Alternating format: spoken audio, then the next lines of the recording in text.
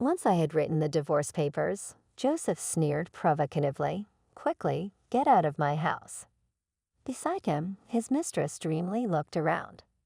"Wow, all this high-end furniture. How lovely. It's a house that fits me perfectly." Her words made me wince, and I reminded Joseph, "Just so you know, I'm taking all my personal things with me on moving day." Joseph looked at me as if he was about to burst out laughing. Of course, of course. If your stuff was left behind, it would just remind me of the miserable days we've had so far." He still didn't understand the true meaning of my words. "Just watch. Make sure you don't regret it later." My name is Karen, a 26-year-old interior coordinator. My husband, Joseph, is 31 and works in the construction industry. We met through our hobby of DIY and have been married for a quick 3 years. At first, we cared for each other, but now I feel grateful we didn't have children. Joseph has become too self-indulgent. After coming home, he carelessly takes off his coat, eats the meal I've prepared while complaining, doesn't even clean up, and retreats to his room. Before marriage, we made various agreements, one of them being shared household chores.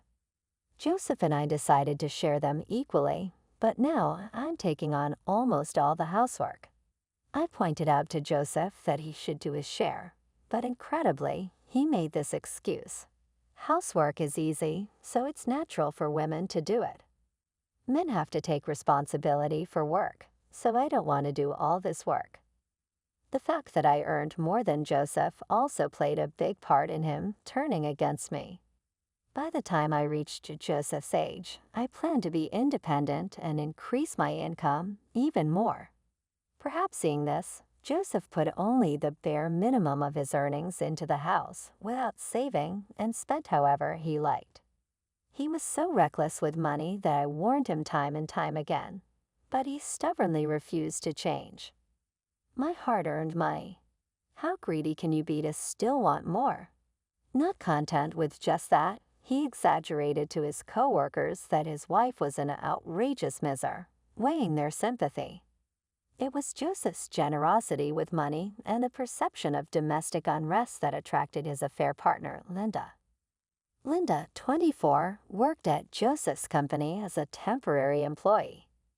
There are few young men at my husband's company, and even those a bit older are still considered young. That's probably why 31-year-old Joseph caught her eye. "Gosh, Joseph, if I had a handsome husband like you, I'd take care of him forever." Believing her words, my husband quickly became infatuated with Linda. I noticed Joseph's infidelity about 6 months ago, just when the affair had begun. One day, an unknown woman called Joseph's mobile phone, and when I searched for her name on social media, I found Linda. Today's date with my future husband at a fancy restaurant. I'm so nervous since it's my first time, she posted, along with several photos of a man recognizable as Joseph. I saved all of them and also retrieved their exchanges from Joseph's mobile phone. From the dates, conversations, and information about the places they visited, there was no doubt he was cheating. When I found out about my husband's infidelity, I was neither angry nor sad. I just felt empty. I understand that getting lectured when coming home tired isn't comfortable, but all those things were necessary for our future.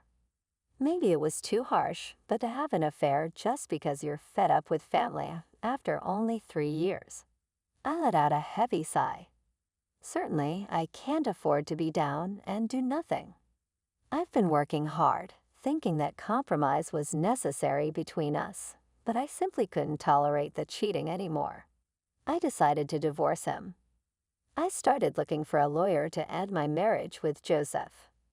1 month later, on a Saturday, I decided to bring Joseph and Linda together for a discussion.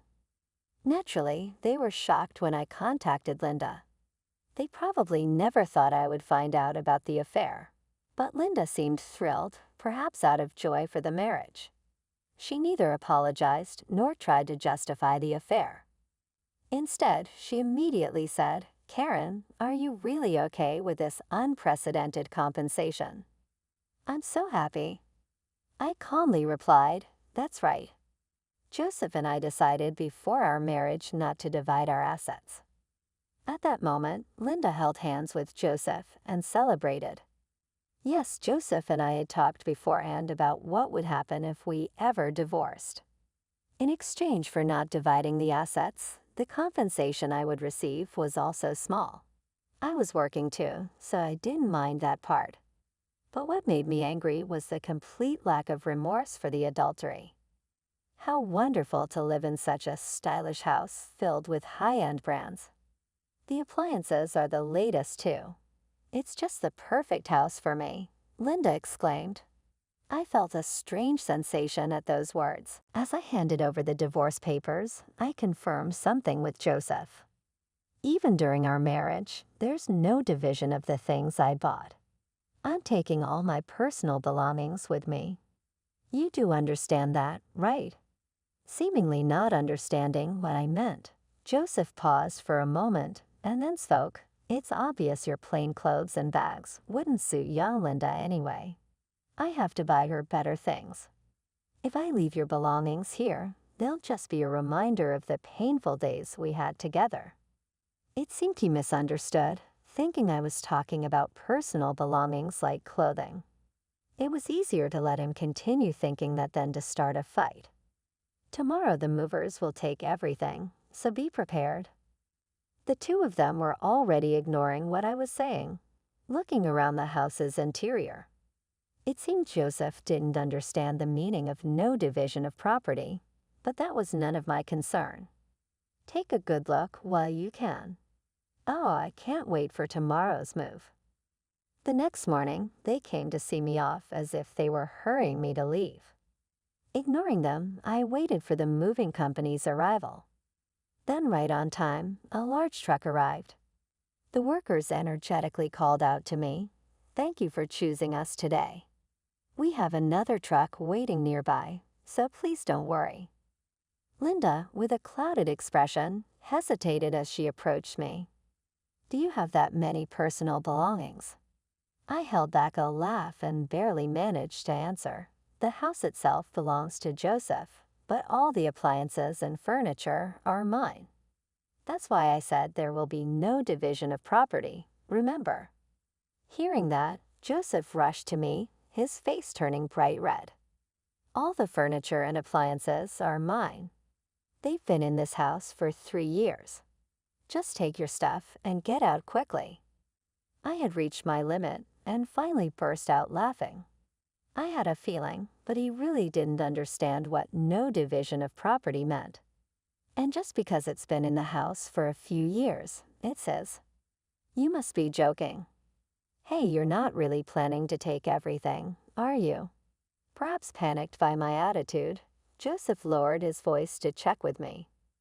Meanwhile, the movers were steadily continuing to transport the furniture.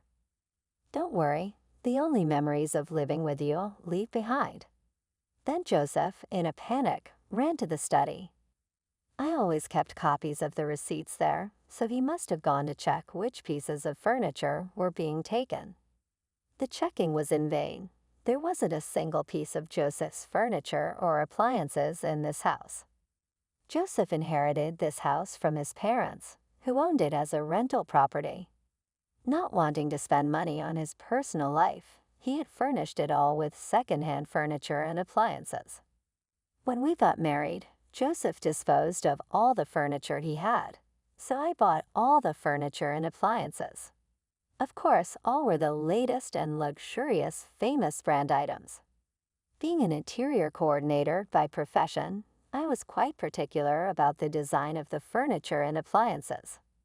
Moreover, after trial and error, I placed the upscale furniture in visually pleasing arrangements. I think it had an opulence that made it look far from a second-hand house, even if I say so myself. Linda couldn't help but be enchanted as she looked around the room. Meanwhile, Joseph came back with a pale face. By that time, the house was already being cleaned after the removal. Literally, not a speck of dust remained. Linda kept screaming at me, This is terrible. I can't believe this is happening.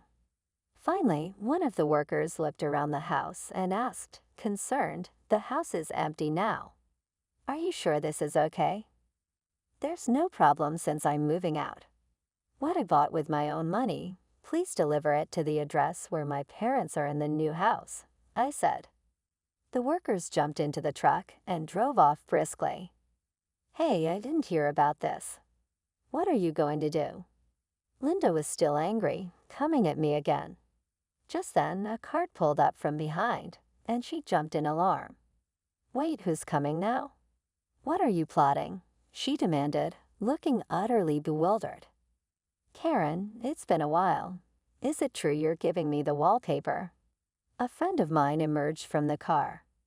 "That's right, the wallpaper too," I said.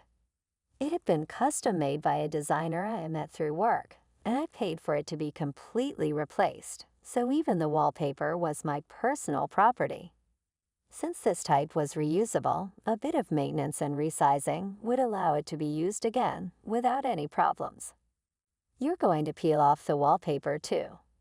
Linda was staring at me in disbelief, but my friend just shrugged and began to peel off the wallpaper. "Please, can you at least leave that alone?" my husband pleaded with me, but I ignored him. "If you see my personal belongings I left behind, you'll be reminded of me. And that's unpleasant, right?" "That's why I decided to give it all to my friend," I said. Having said that himself, he couldn't correct it and was confused and panicked. Generally, if you replace all the wallpaper in the house, it costs at least $5,000. Since they have to buy new furniture as well, it's undoubtedly a painful expense for them. I had all the tasteful furniture and appliances removed without leaving a single piece, and even the wallpaper was peeled off. Now the house looks older than its actual age. To live a sweet life in a room that looked good before the contractors came in, for the two of them who had such a dream, it must be an unbearable reality. They seemed to have no energy left to complain to me, and Joseph and Linda were dumbfounded. After seeing off my friend with a smile as she collected the wallpaper, I got in the car. "Well, this is goodbye. Farewell." I casually bid farewell to the two of them and left the empty house behind. Afterwards, I used the furniture and appliances in my new home, but soon got sick of the fact that Joseph had used them. I called a friend who was a buyer to sell them. Fortunately, they were in very good condition, and I was able to sell them for a higher price than expected. What kind of furniture should I buy next? Where should I place them? As I was thinking about these things, I got a call from Joseph after a long time. "Linda just won't stop going on about how you arranged the furniture. Come to the house once." I didn't want to meet them, and it troubled me a lot, but my interest as an interior coordinator won out. What kind of furniture had those two bought? What kind of interior design did they want? "All right, I'll go just to hear what you have to say." I found myself agreeing. "Really? Remember, you promised," Joseph exclaimed with apparent joy before hanging up.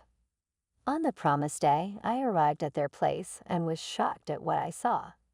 They hadn't even re-wallpapered, and as for the furniture and appliances, it was all obviously second-hand stuff gathered from used goods stores.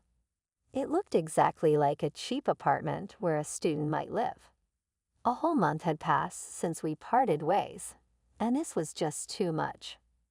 "Wait, what is this? This is beyond an interior design problem." I was at a loss for words. Linda took this as an insult and exploded in anger. "We gathered this stuff just to live for now. We'll replace it soon. Since you took everything, use your connections or whatever and make this a house we can brag about to our friends." She seemed to be very unhappy with a life surrounded by second-hand furniture and appliances.